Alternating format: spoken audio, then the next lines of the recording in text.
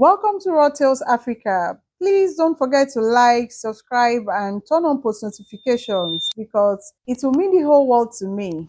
Now, let's get right into the story. The morning sun cast long shadows across Ogbomoso Central Market as a crowd gathered around the main plaza.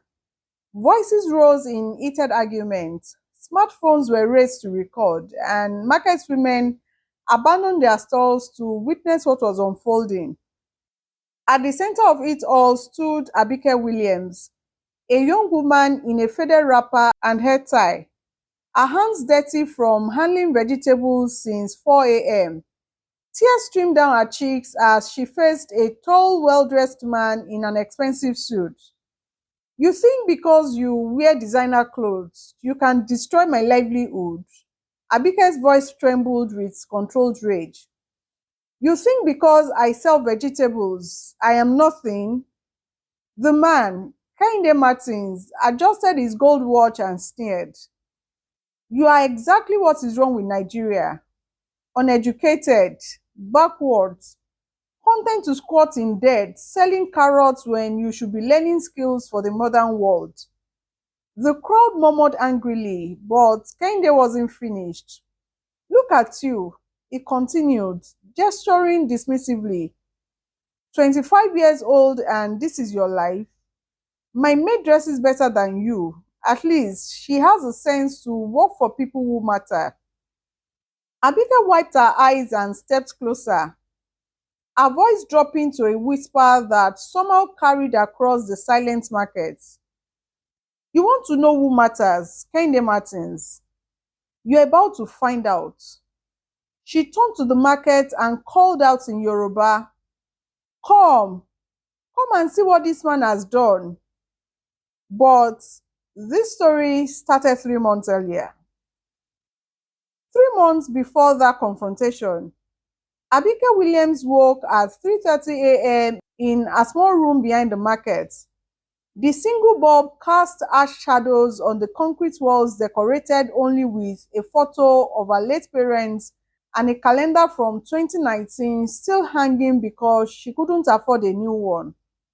But what the shabby room didn't reveal was the bundle of documents hidden beneath a mattress: land deeds, bank statements, business licenses, papers that told a very different story about who Abike really was.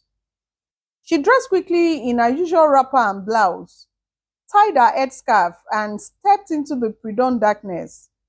The market was already stirring. Mama Kemi was arranging her tomatoes.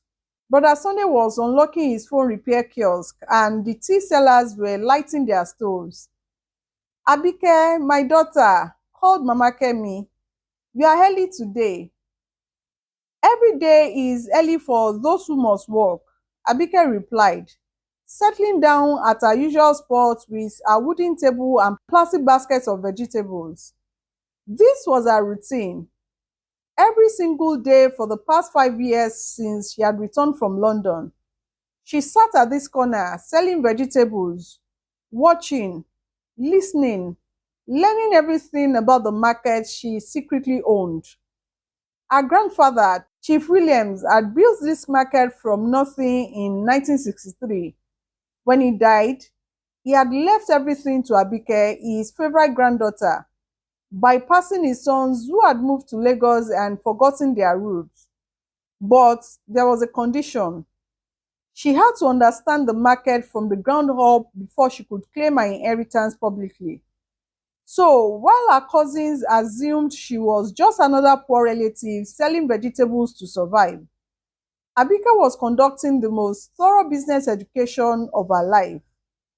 Meanwhile, across town in a gleaming office building, Kehinde Martins was having a very different morning.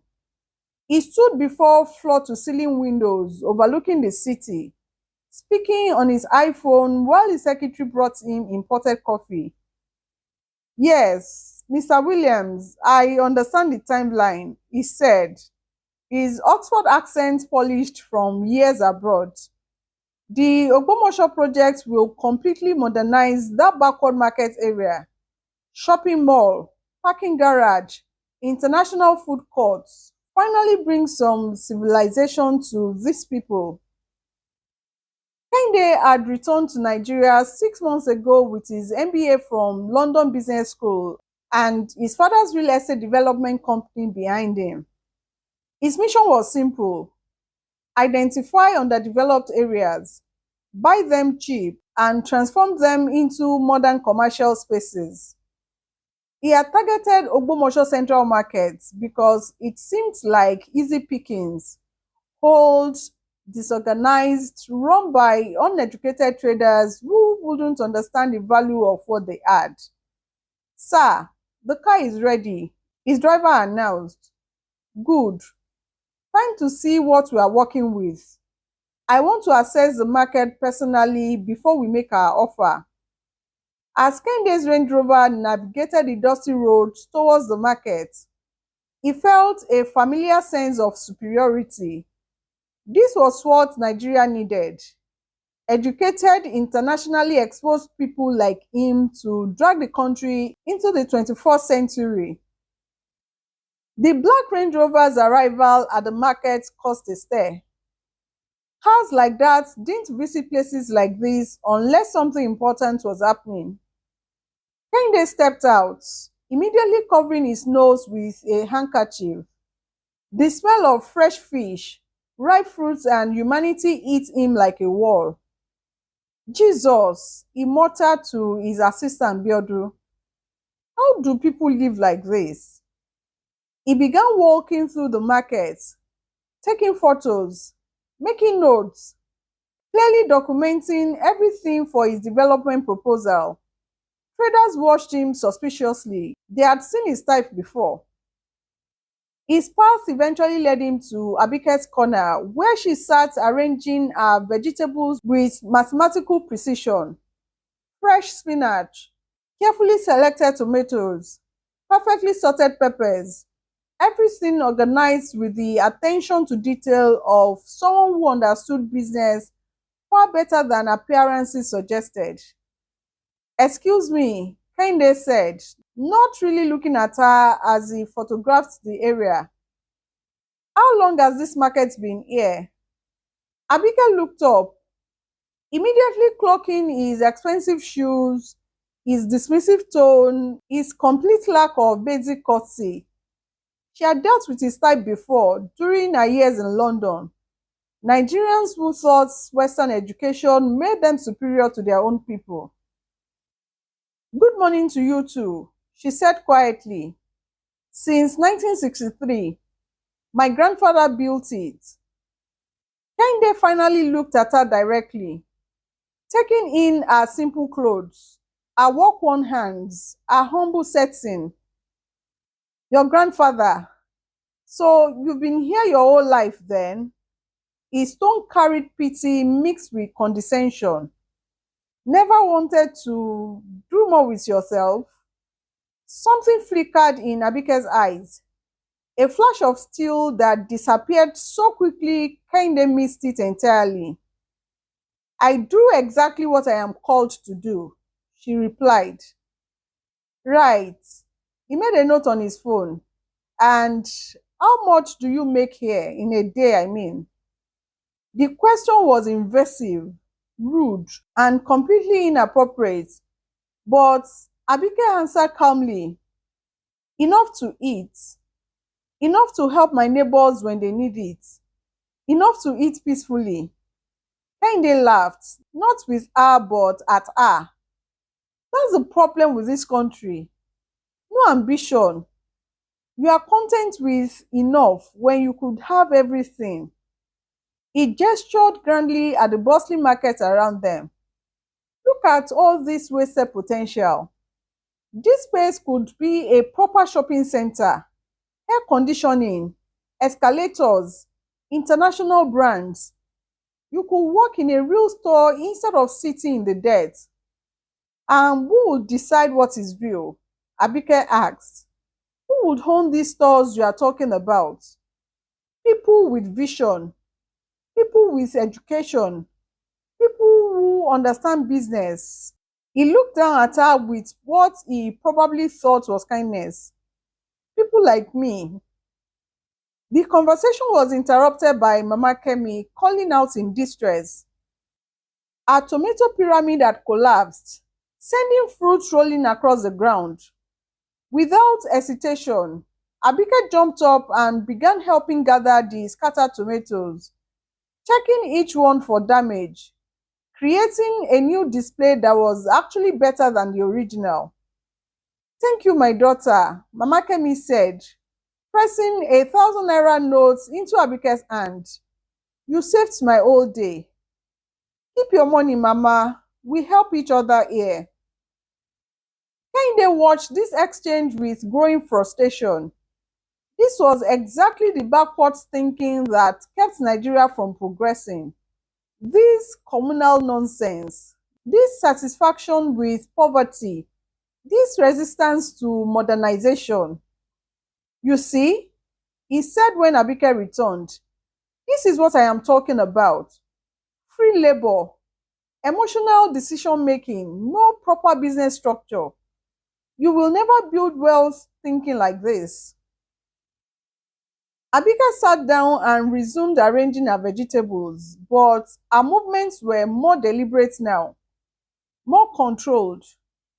What is your name? She asked. Kehinde Martins. I run Martins Development Group. And what do you develop, Mr. Martins?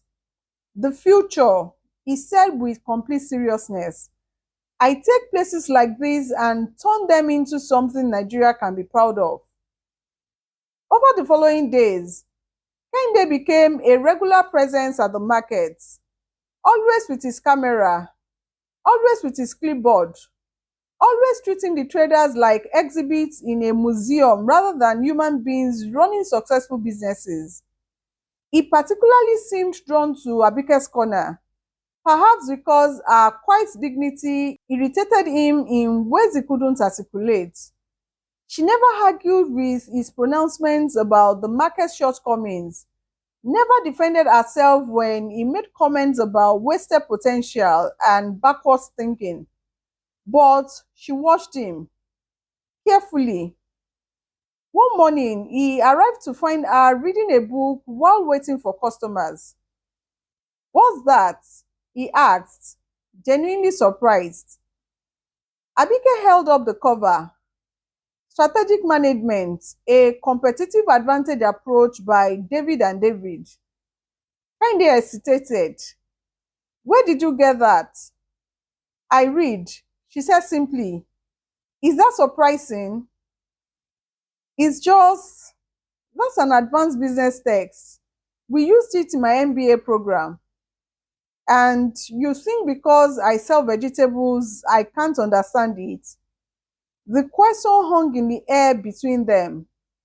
For a moment, Kehinde seemed to struggle with an uncomfortable realization, but then his prejudices reasserted themselves.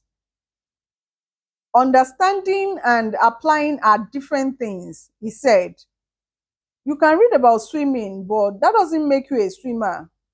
True, Abike agreed, but you can't swim if you don't first understand water. Before he could respond, a commotion erupted near the market entrance. A group of young men in government t-shirts were putting up notices on the walls and bulletin boards. Kehinde's assistant, Biodun, came jogging over, slightly out of breath. Boss, they are posting the development notices, the ones for our proposal. A crowd was gathering around the notices, voices rising as people read the official-looking document. Abike stood up, a book forgotten.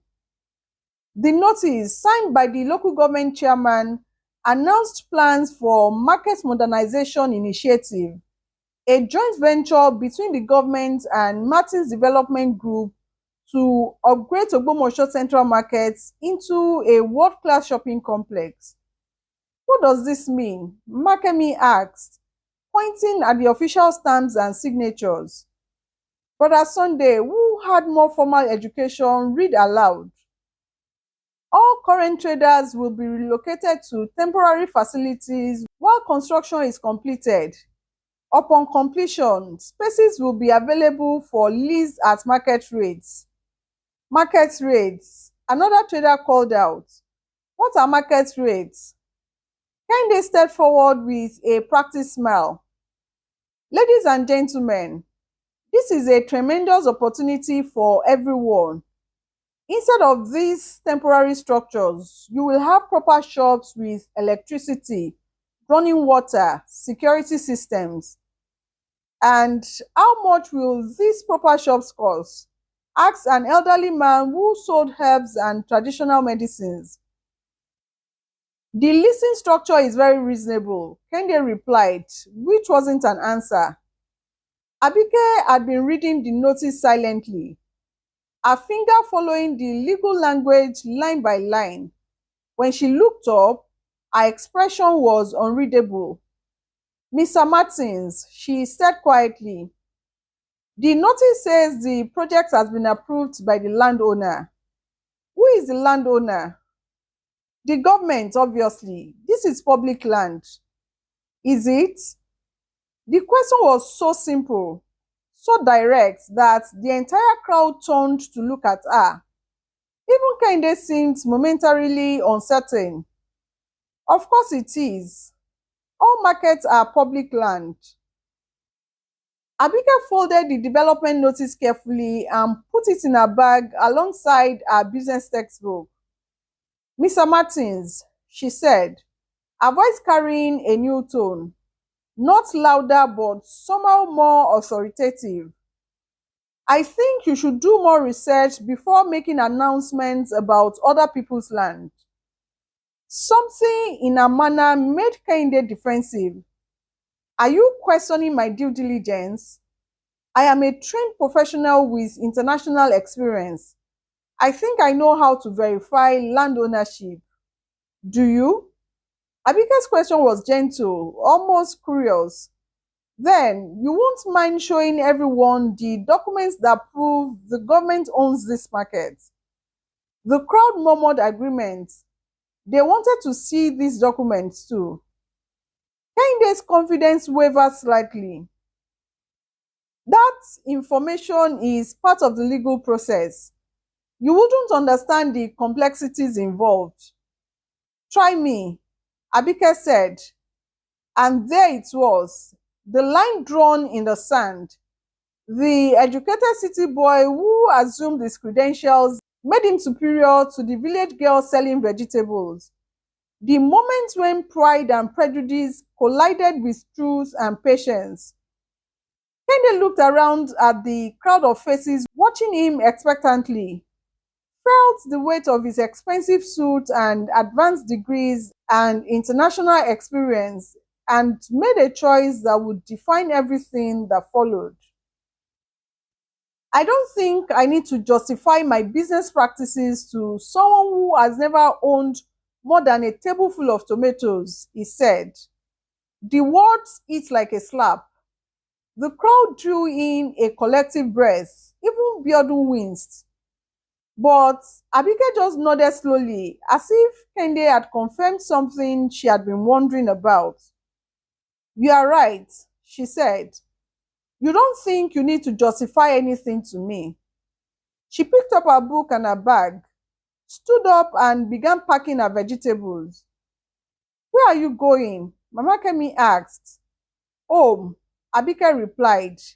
I have some phone calls to make. As she walked away, Kehinde called after her. Running away won't stop progress.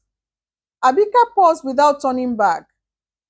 Mr. Martins, she said loud enough for everyone to hear. Progress isn't about tearing down what works.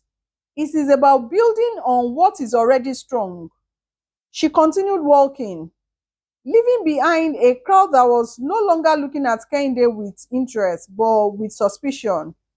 And for the first time since arriving in Ogbomoso, Kehinde felt like he might have made a mistake. The next morning, Abike wasn't at her usual spot. Her table was empty, her corner quiet, and the entire dynamic of the market felt shifted somehow. Kehinde arrived at his usual time. expecting to continue his survey work, but found himself constantly glancing toward Abike's vacant corner. Her absence bothered him more than he cared to admit. Boss, Biodun said, consulting his tablet, the government liaison wants to meet with us today. They have some questions about the land documentation. What kind of questions? He didn't say, just that there might be some complications. Kehinde's jaw tightened. This was exactly the kind of bureaucratic nonsense that made doing business in Nigeria so frustrating. Back in London, land records were clear, ownership was transparent, deals moved efficiently. Here, there were always complications. Meanwhile, 30 kilometers away, Abike sat in the air-conditioned office of Babatunde and Associates, one of Nigeria's most prestigious law firms. She was no longer wearing a market wrapper and head tie. Instead, she wore a tailored business suit. Her hair was professionally styled, and she carried herself with the quiet confidence of someone completely comfortable in corporate surroundings. Miss Williams, said Barrister Babatunde, spreading documents across his mahogany conference table. I have reviewed everything you sent me. This Martins Development Group appears to have made several significant assumptions about land ownership. Assumptions, Abike asked, though she already knew the answer. They seem to believe the market sits on government land. According to this record, that is not accurate. The land was purchased privately in 1963 by your grandfather, Chief Williams, and registered properly. All taxes have been paid. All documentation is in order. Abike nodded. She had known this since she was 12 years old, when her grandfather had begun teaching her about the family holdings. What is interesting, the lawyer continued, is that someone has been making inquiries about government acquisition of this land. Unofficial inquiries, but inquiries nonetheless. What kind of inquiries? The kind that suggests someone is trying to create a paper trail that doesn't exist. If I were suspicious, I might think someone is attempting to manufacture a claim to land they don't own. Abike leaned back in her chair, processing this information. She had suspected Kehinde was either incompetent or dishonest. Now she was learning he might be both. Barrister, I want you to prepare a full ownership verification package, public records, survey documents, tax receipts, everything that proves my family's legal title to the market land. Certainly. Are you planning to sell? No, Abike said, her voice carrying still. I am planning to remind some people that assumptions can be dangerous. Back in Ogbomoso, Kehinde was having the worst day of his professional life. The government liaison had asked him to produce his land ownership verification, and when he had presented his documentation, the man had studied it with increasing confusion. Mr. Martins, the official had said, this document shows government interest in acquiring the land, but not government ownership. Who told you the government already owned this property? My research team verified. That is, we understood. I mean, all markets are typically. The official had held up his hand. Sir, I think you need to do more thorough research. This market sits on private land that has never been government property. Now, as evening fell over the market, Kehinde stood in Abike's empty corner, trying to understand how everything had gone so wrong so quickly. Oga, said Brother Sunday, approaching cautiously. You still there here? Yes, I'm still here, Kehinde replied irritably. Where is she? The girl who sells vegetables here. Abike, nobody know. She just say she dey go home make phone calls. Since yesterday, we no see am. Phone calls. Kehinde muttered. What kind of phone calls does a vegetable seller need to make? Brother Sunday studied him for a moment. Oga, you really no know who she be? Some local girl who thinks reading business books makes her smart. Brother Sunday laughed, not mockingly but with genuine amazement. Oga, you don see finish. You just no know say you don see finish. What's that supposed to mean? But Brother Sunday was already walking away, still chuckling and shaking his head. Determined to regain control of the situation, Kehinde spent the next day conducting what he called proper due diligence. He visited the local government office, the State Ministry of Lands, even the traditional ruler's palace, trying to trace the ownership history of the market's land. What he found confused him more with each discovery. At the local government office, oh yes, Chief Williams Market, that land was never government property. The chief bought it properly in 1963, developed it himself. His granddaughter inherited everything. At the state ministry, Williams land, that's private property, always have been. We have no claims on it. At the palace, you are asking about Chief Williams land? That man was a visionary. He built that market when there was nothing but farmland there. His granddaughter is the current owner, but she had been very, how do you say it, discreet about her position. Granddaughter, Kehinde asked the elderly palace secretary. What's granddaughter? Abike, very intelligent girl. She studied abroad, came back 5 years ago. She prefers to work quietly, you understand. Not like these young people who make noise about everything. Kehinde felt the world shifting beneath his feet. Abike, the girl who sells vegetables, the secretary looked confused. I suppose she might sell vegetables. She owns the markets where vegetables are sold. That evening, Kehinde sat in his hotel room, surrounded by documents that painted a picture he couldn't accept. According to every official record, every testimony, every piece of evidence, the humble vegetable seller he had been patronizing and insulting for weeks was actually one of the largest landowners in Ogbomoso. His phone rang. It was his father calling from Lagos. Kehinde, what is this I am hearing about problems with the Ogbomoso project? There might be some complications with the land ownership. What kind of complications? You assured me this was straightforward. Kehinde rubbed his temples.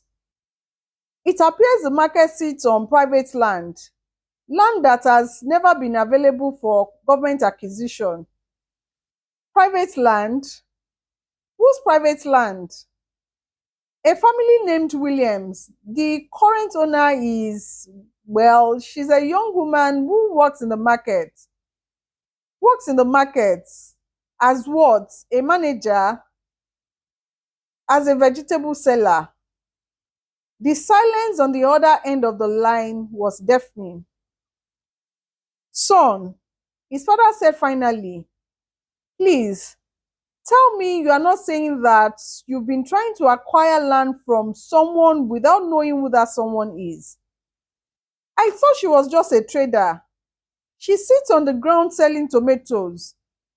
Kehinde, did it occur to you to actually identify the landowner before making development plans? The question hung in the air like an accusation. Because no, it hadn't occurred to him. He had seen a busy market full of people he considered uneducated and assumed it was government land ripe for development. He had made assumptions based on appearances. prejudices based on class, and decisions based on arrogance. Find out who this woman is, his father said. Find out what she wants and try not to make this situation any worse than it already is. But Kehinde was beginning to suspect that the situation was much worse than anyone realized, and that he had been making it worse with every word he had spoken. The next morning, Abike returned to her corner in the market. She set up her table, arranged her vegetables, and resumed her quiet observations as if nothing had changed. Except everything has changed. Kehinde arrived an hour later to find her sitting exactly as she had every day before, reading her business textbook while waiting for customers. But now he looked at her differently, not as an obstacle to his development plans, but as a puzzle he couldn't solve. "You are back," he said, his usual confidence replaced by uncertainty. "I never left," Abike replied without looking up from her book. "I just had business to attend to." "Business?" "Yes, phone calls, as I mentioned." She turned a page in her textbook with the same casual attention she had always shown it. But Kehinde now noticed things he had missed before. The way she held the book suggested deep familiarity, not struggling comprehension. Her notes in the margins were written in confident handwriting. She wasn't just reading, she was studying material she already understood at an advanced level. "Abike," he said carefully, "I need to ask you something. Who are you?" She looked up then, meeting his eyes directly for the first time since he had started visiting the market. "I am exactly who I have always been," she said. "The question is, who do you think I am?" It was a test and they both knew it. Then they looked around the bustling markets, at Mama Kemi arranging her tomatoes, at Brother Sunday repairing phones, at the organized chaos of commerce that has somehow functioned perfectly without his intervention. "I think," he said slowly, "I think I may have made some incorrect assumptions."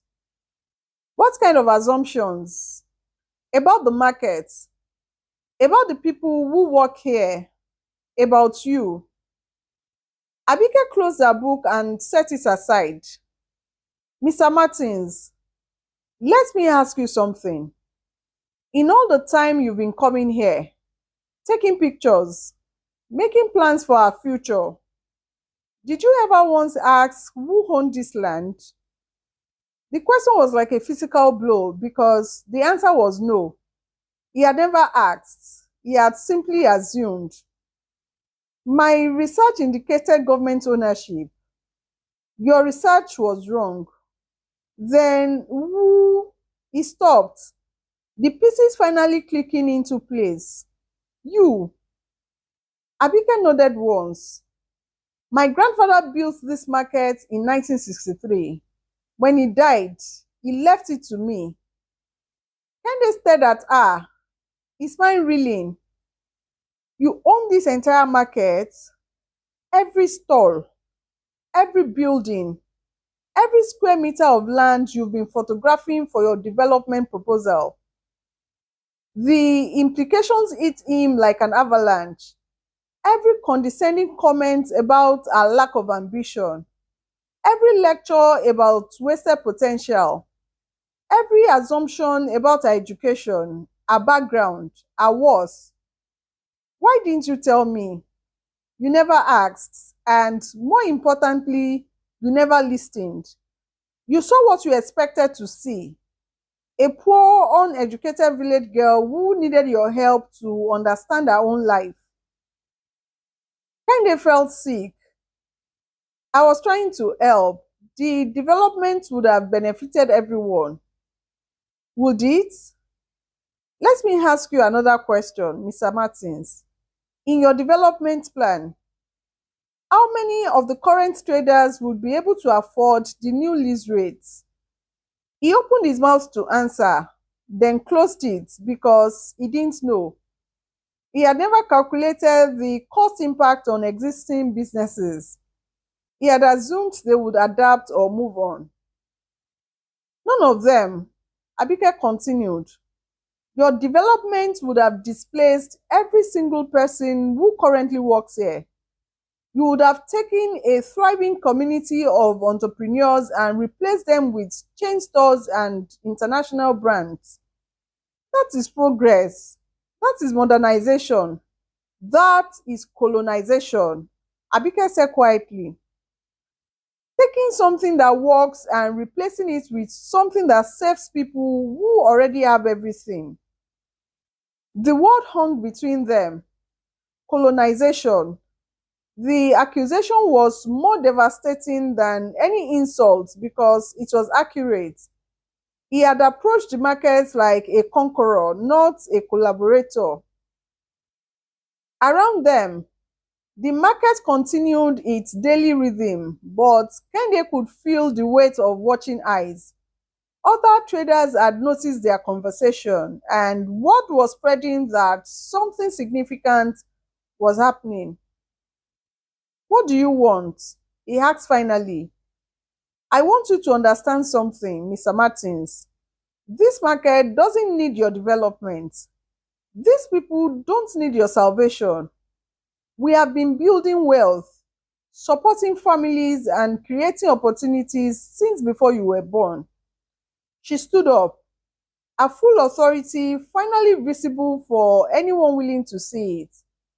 But what I really want is for you to learn that intelligence doesn't require a degree, that success doesn't require your approval, and that respect isn't something you give when people prove themselves worthy. It is something you offer because they are human.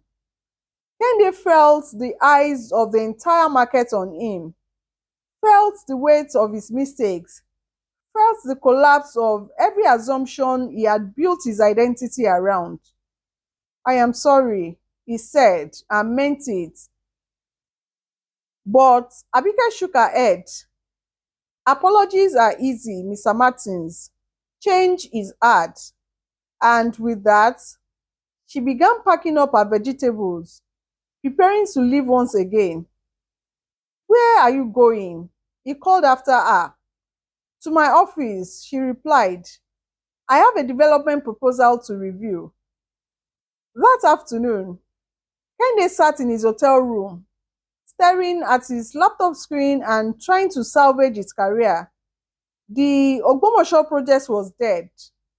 He couldn't develop land he didn't own, and he certainly couldn't acquire land from someone he had spent weeks insulting. But more than his career was at stake, everything he had believed about himself, about his place in the world, about his value as an educated, internationally exposed Nigerian had been shattered by a woman selling vegetables from a wooden table. His phone buzzed with a text message from an unknown number. Mr. Martins, if you are serious about understanding this market, meet me at the First Bank building tomorrow at 2 p.m. Ask for the conference room reserved under Williams Holdings. Abike. Williams Holdings. He Googled the name and found a registered company with interest in real estate, agriculture, and small business development. The CEO was listed as A. Williams with an address that corresponds to nothing.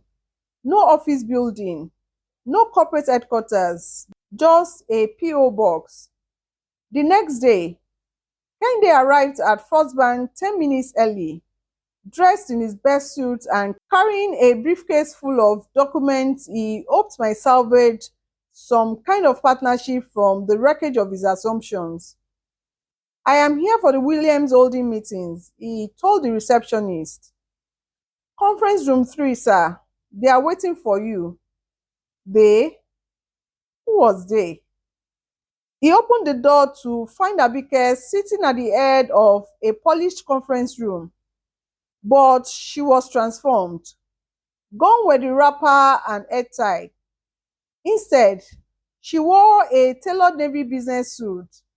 Her hair was professionally styled and she radiated the quiet authority of someone completely comfortable in corporate surroundings. But she wasn't alone. Around the table sat a lawyer he recognized as one of Nigeria's most prominent barristers, an accountant whose firm handled some of the country's largest businesses, and a woman he didn't recognize but whose presence suggested significant importance.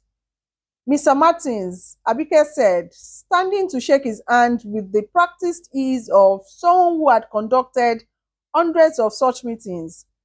Thank you for coming. Please sit down. Kende felt like he was in a dream.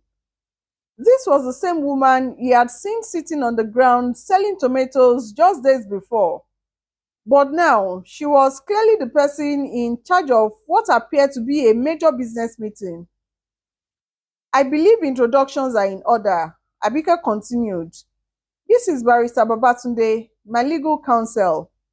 Mrs. Adebayo, my financial advisor, and Dr. Ogundimu, who represents the Traditional Business Council of Oyo State. Each person nodded professionally as they were introduced.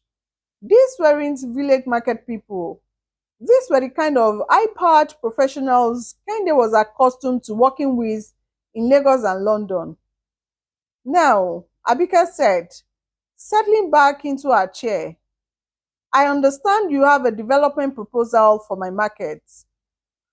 Your market, Kende repeated, still struggling to process the situation.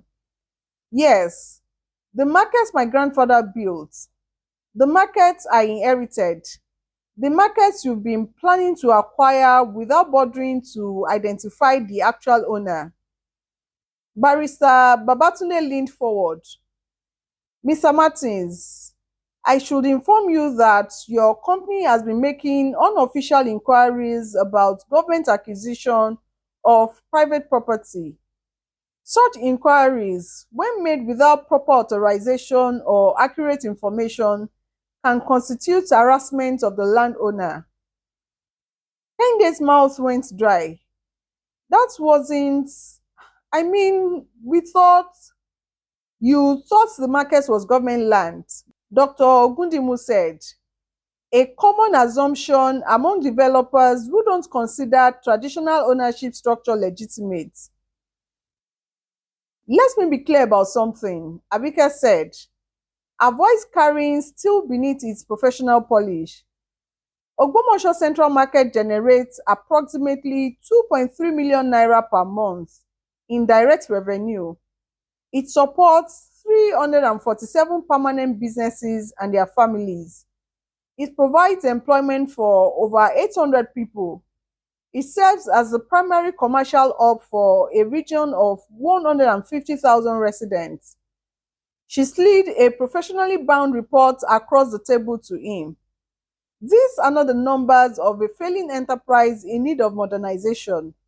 These are the numbers of a thriving business ecosystem. Kende opened the report and found detailed financial analysis, market studies, demographic data, the kind of comprehensive business intelligence he had failed to gather himself. Furthermore, Mrs. Adebayo added, the market's current infrastructure represents a completely debt-free asset base worth approximately 180 million naira at conservative estimates. But Kende struggled to find his footing. The facilities, the infrastructure, surely modernization would increase value. For whom? Abike asked. Let me share something with you, Mr. Martins. I have a degree in international business from London School of Economics. I have an MBA from INSEAD. I spent 3 years working in corporate development for a Fortune 500 company in London. Each credential is like a physical blow. London School of Economics, INSEAD, Fortune 500. These were institutions and experiences that matched or exceeded his own. I came back to Nigeria 5 years ago because I wanted to understand how business really works in our context. Not how it works in London boardrooms, but how it works in Nigerian communities. She gestured toward the window, beyond which the market bustled with activity. So I spent 5 years learning from the ground up. I sat with traders, learned their supply chains, understood their challenges, studied their innovations. Do you know what I discovered? Kende shook his head, completely speechless. I discovered that Nigerian entrepreneurs at the grassroots level are among the most sophisticated business minds in the world. They operate in environments of uncertainty that would terrify most Western executives. They manage complex supply chains with minimal technology. They maintain customer relations across decades. They adapt to economic shocks that would destroy formal businesses. She leaned forward, her eyes intense. Mama Kemi, who you have seen selling tomatoes, manages a distribution network that spans 3 states. Brother Sunday, who repairs phones, has created an apprenticeship program that has trained over 200 young people in technical skills. The herb seller you probably barely noticed has developed traditional medicine remedies that are now being studied by pharmaceutical companies in Germany. Abike continued, her voice carrying the weight of deep conviction. She stood and walked to the window overlooking the city.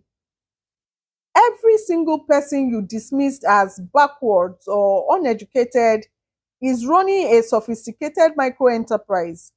They understand market dynamics, customer psychology, inventory management, and risk assessment as levels that would impress any business school professor. Kehinde felt smaller with each word. His expensive education, his international experience, his corporate credentials, none of it had prepared him to recognize the intelligence that operated differently from what he had been taught to value. But here is what really bothers me, Mr. Martins, Abike said, turning back to face him. You never once asked about our plans for growth. You never inquired about our challenges or how you might help solve them.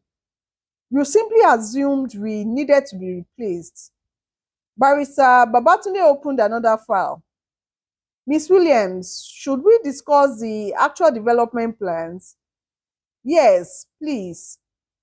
Abike returned to her seat and activated a presentation screen that descended from the ceiling. Mr. Martins, I'd like to show you what real development looks like.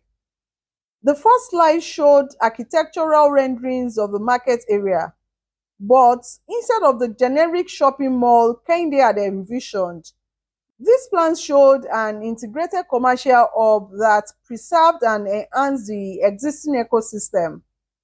Phase 1, infrastructure enhancement, Abike explained, improved drainage, standardized electrical systems, expanded parking, climate-controlled storage facilities, all designed to support existing businesses, not replace them. The next slide showed training facilities, business incubation spaces, and technology centers.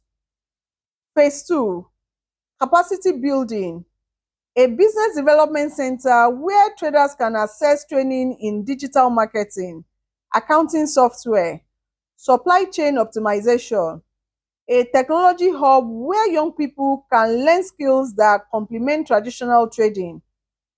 Phase 3, market expansion, e-commerce integration, allowing our traders to sell nationwide, export facilitation for agricultural products, partnership with international buyers who want access to authentic Nigerian goods. Kehinde stared at the presentations, seeing a vision of development that was both modern and respectful, profitable and community-centered. This is comprehensive, he admitted. This is what happens when you develop with people instead of for them. Dr. Ogundimu said, when we recognize existing strengths instead of assuming weakness. Mrs. Adebayo leaned forward.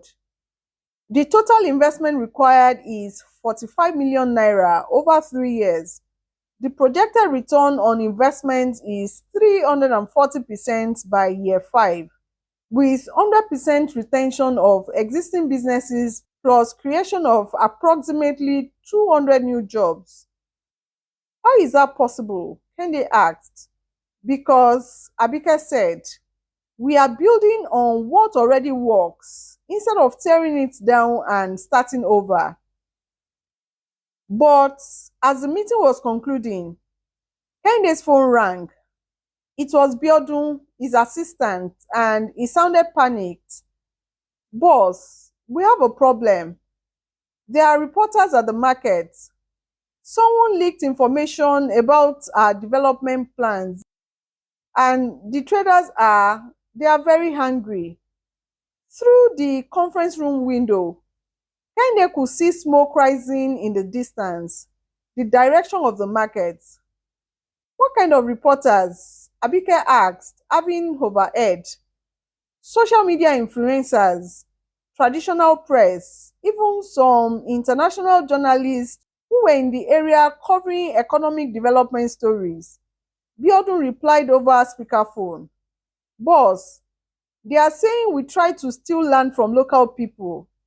The story is going viral. Abike was already gathering her papers. We need to get to the market.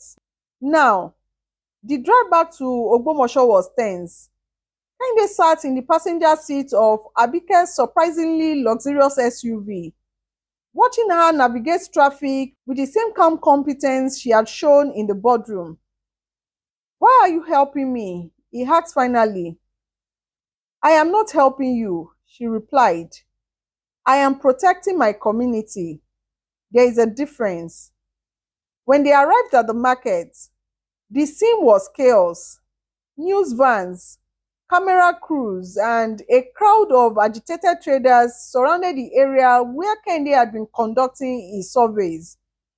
Someone had printed out copies of his development proposal and posted them on the walls. And the traders were reading the parts about relocation and market rate leasing with growing anger. There he is, someone shouted as Kehinde stepped out of the car. The man who wants to steal our market. The crowd turned toward him and Kehinde felt genuine fear for the first time in his life. These weren't the polite, differential people he had been patronizing for weeks. These were business owners protecting their livelihoods. You think because you went to school abroad, you can come here and take what our fathers built? Mama Kemi called out, her voice shaking with emotion. You call us backwards, but you are the one who doesn't know the difference between public and private land. Brother Sunday added. A young journalist pushed a microphone toward Kehinde. Sir, is it true that your company was planning to displace those traders without consultation or compensation? Kehinde opened his mouth to defend himself, to explain that his intentions had been good, that he had been trying to help, but the words died in his throat because standing there, facing the consequences of his assumptions, he realized that his intentions didn't matter. Impact mattered, results mattered, and the result of his approach had been to threaten the security of hundreds of families. He started, then stopped. That's when Abike stepped forward. May I have everyone's attention, please? She called out in Yoruba, then repeated in English. The crowd quieted, recognizing her voice, even though many were seeing her transformed appearance for the first time. Abike, Mama Kemi gasped. Is that you? Yes, Mama, it is me. But you look different. Yes. But I am still the same person who sits with you every morning, who helps you arrange your tomatoes, Who listens when you talk about your grandchildren?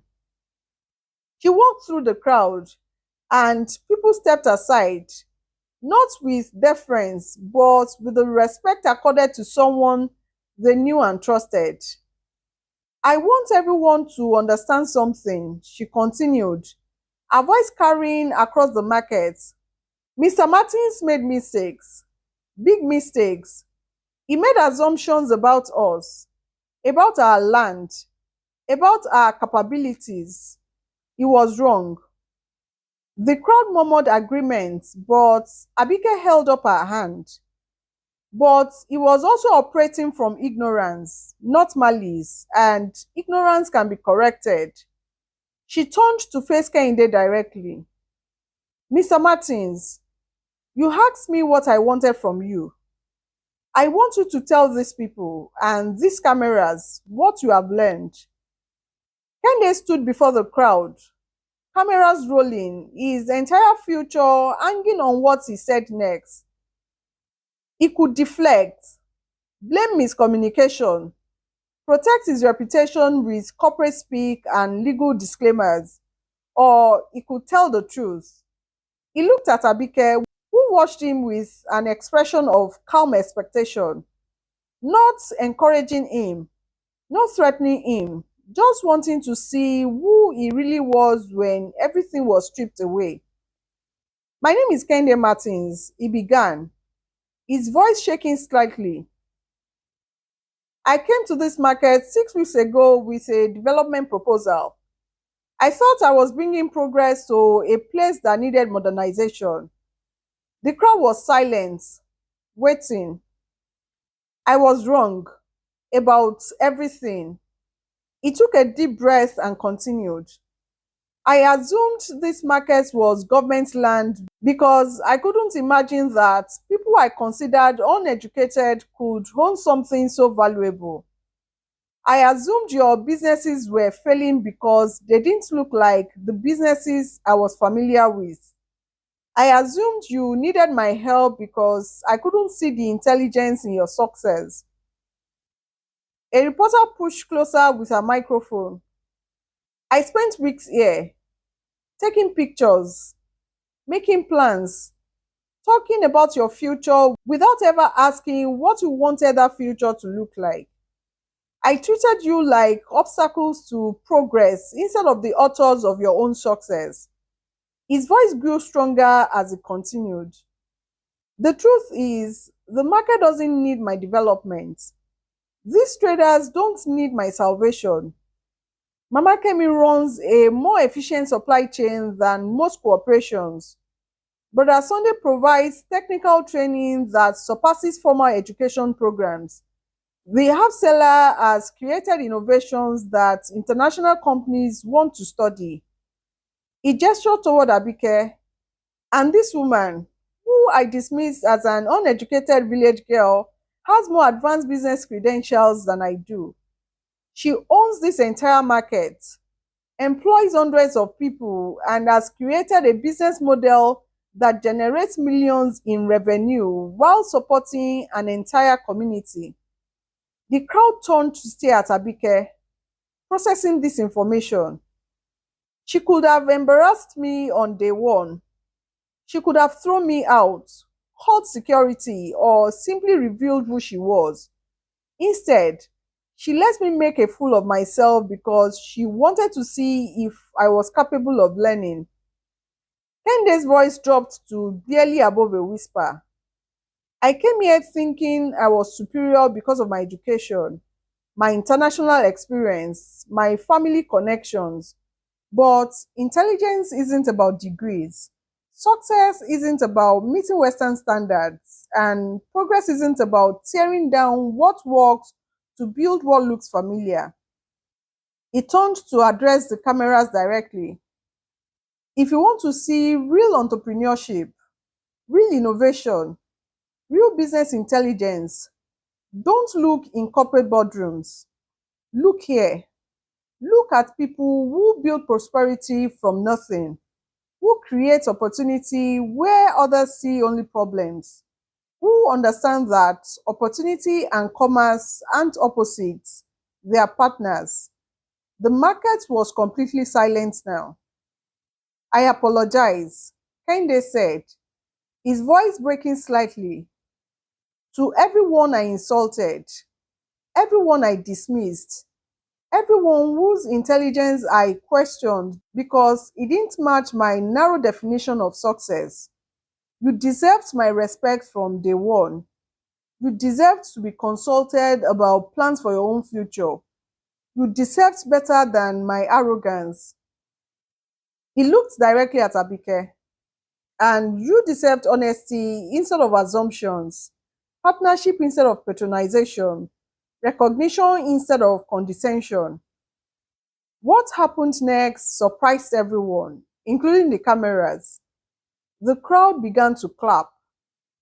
Not the polite applause of forgiveness, but the real applause of recognition. Acknowledgement that something important had just happened. Mama Kemi stepped forward first. Young man, she said, apology accepted, but what matters now is what to do next. Brother Sunday nodded agreement. Words are easy, action is hard. Abika walked over to Kehinde and for a moment, they stood facing each other.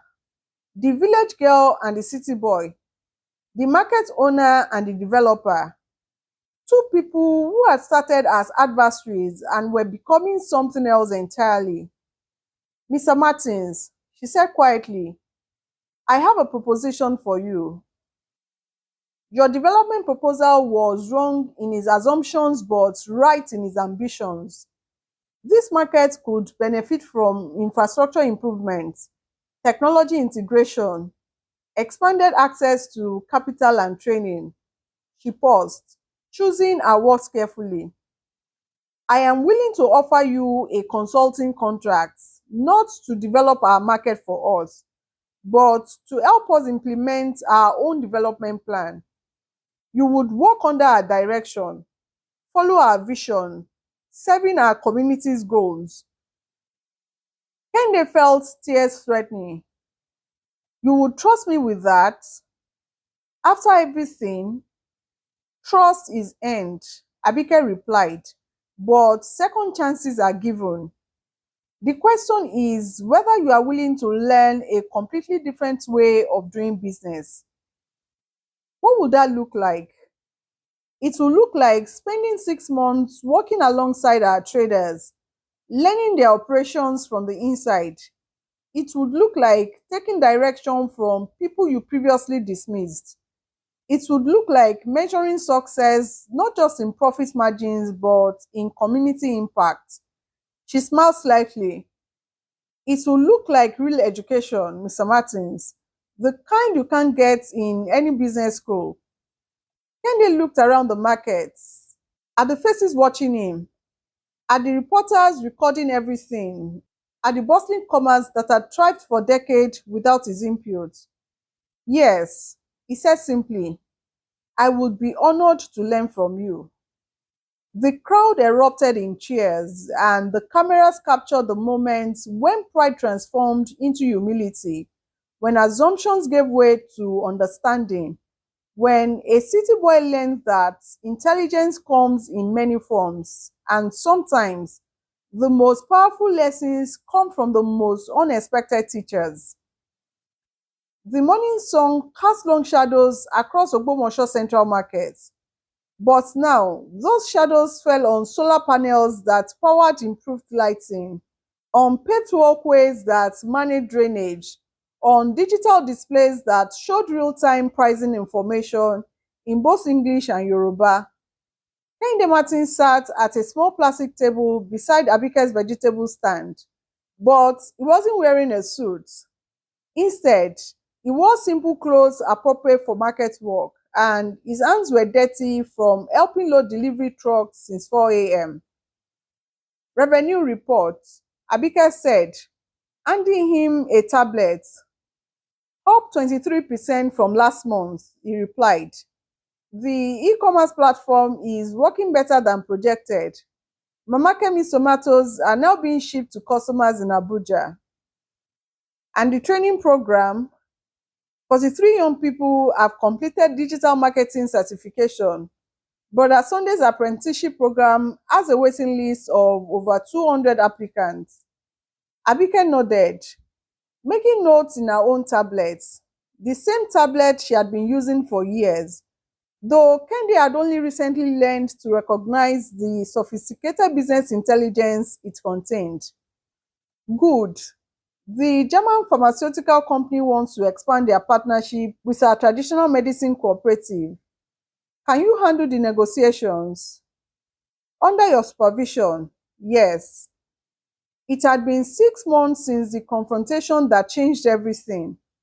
6 months since Kehinde had traded his assumptions for apprenticeship, his arrogance for education. The market had indeed been developed, but not according to his original vision. Instead, it had been enhanced according to a plan created by the people who knew it best. Infrastructure had been improved without destroying character. Technology had been integrated without replacing human relationships. Growth had been achieved without displacing community. And Kehinde had learned that the most valuable education happens when you are humble enough to admit you don't know everything, brave enough to question your assumptions, and wise enough to recognize intelligence wherever you find it. Mr. Martins, Mama Kemi called out, carrying a basket of perfectly arranged vegetables. Help me with this display, please. Of course, Mama, he replied, standing up to assist his teacher. Because that is what she was now, not an obstacle to progress, but a professor in the University of Real World Business Intelligence. As he helped arrange tomatoes with the mathematical precision Mama Kemi had perfected over decades, Kehinde reflected on how much his definition of success had changed. It wasn't about imposing your vision on others. It was about learning to see the vision that already existed and finding ways to support it. The market bustled around them, a symphony of commerce conducted by entrepreneurs who had never needed anyone's permission to be brilliant. And at the center of it all, Abike continued her quiet work, honing without dominating, leading without controlling, teaching without preaching. She had never needed to prove she was intelligent. She had simply waited for others to become intelligent enough to recognize it. Thank you for watching Raw Tales Africa. If this story taught you something about seeing beyond appearances and recognizing intelligence in unexpected places, please like this video and subscribe for more inspiring stories from across Africa. Remember, wisdom doesn't always wear a suit, and sometimes the greatest teachers are the ones we almost overlook. What assumptions have you made about people based on their appearance or circumstances? Share your thoughts in the comments below and let's learn from each other. Until next time, keep your eyes open and your heart humble. You never know who might be your next teacher.